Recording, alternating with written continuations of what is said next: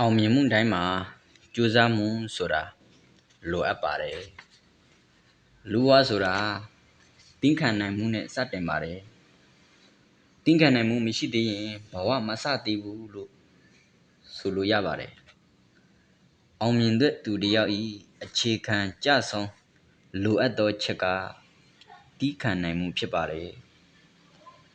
ဘာကြောင့်လဲဆိုတော့ဘဝရဲ့ဆုလတ်ဆိုတာလုံလောက်တဲ့လူမြောက်များကိုတန်ဖိုးမရှိတဲ့အရာတွေကိုကျွမ်းကျင်စွာပေးကမ်းခြင်းမှရလာနိုင်တာကြောင့်ဖြစ်ပါတယ်ဒါပေမဲ့အကယ်၍မိတ်ဆွေကိုယ်တိုင်ကလုံလောက်တဲ့တီးခံနိုင်မှုမျိုးမရှိဘူးဆိုရင်တော့အဲ့လိုကျွမ်းကျင်တဲ့သူတယောက်ဖြစ်လာဖို့စဉ်းစားပေးမှာမဟုတ်ဘူးဒါကြောင့်သင်ယူခြင်းလေ့ကျင့်ခြင်းနဲ့လက်တွေ့လှုပ်ဆောင်ခြင်းတို့ကိုလူအများကလက်ခံလာသည့်အထိ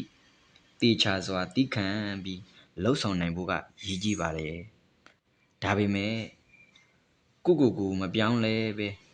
ဒီအတိုင်းထိုင်နေခြင်းကတော့တိမခံပါနဲ့ဘာကြောင့်လဲဆိုတော့ဒါကကိုယ့်ရဲ့ဘဝတစ်ခုလုံးကိုပြန်ဆွဲချမဲ့ပြီးခံမှုမျိုးဖြစ်တဲ့အတွက်ဖြစ်ပါတယ်